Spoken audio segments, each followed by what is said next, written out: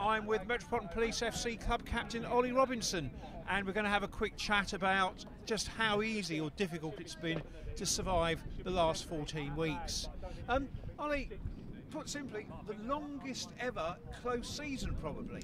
I know, it's felt like a whole year pretty much. I got injured back in February, so I actually wasn't playing before the end of the season as it finished. But yeah, no, it's been so long. Can't wait to be out here again, you know, playing with all the boys in the background.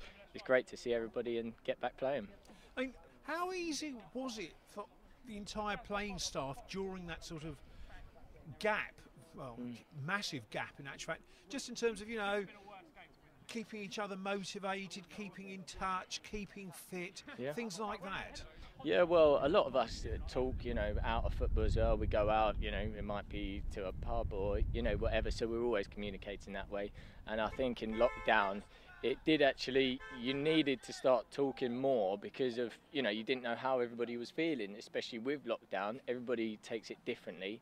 But yeah, it was, you know, there's different ways you can communicate. Some people played PlayStation and was talking that way, but that was an easy way to communicate. So I think people dealt with it that way.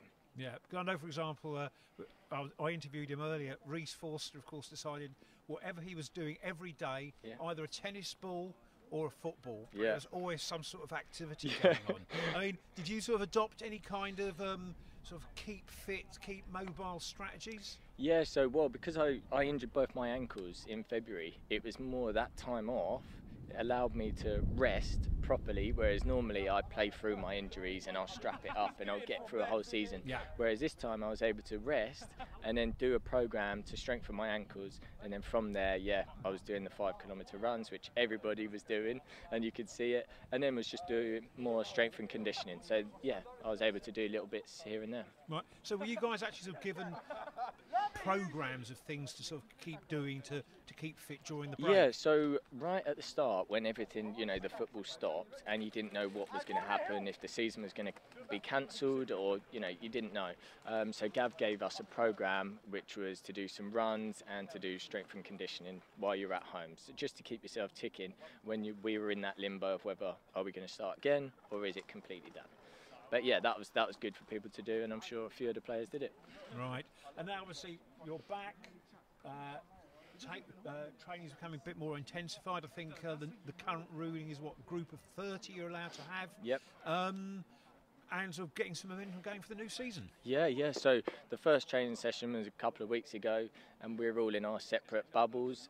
So there was 20 players, and we all had a group of 5 each. So there was 4 groups of 5. So we were doing little bits there. It was more about, for me, I was a defender, so I was with my other defenders, and then there were strikers, midfielders. And that was a good way of getting back into the football, you know, just checking out your touch and just getting moving again. Because a lot of people, like me, I work for Sky and I've worked at home throughout this, I've been sitting down the whole time. So it's all about getting your body back going, sort of, and getting, you know, used to the different sort of running and everything like that. Yep, and in actual fact, there's been some interesting additional hazards. Gavin was telling me earlier, unfortunately we had a slight problem. A returning striker currently quarantined because of a trip to Spain. Yes.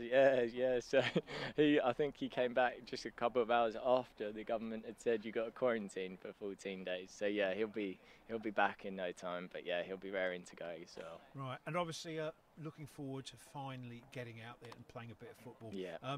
Looking at the pre-season calendar, got Wimbledon coming here, one returning ex-colleague, and then of course Aldershot a few weeks after that, another returning ex-colleague. Yeah, so it'll be great to see the boys back again. You know, we're all friends here, and that's what everyone's like at the club.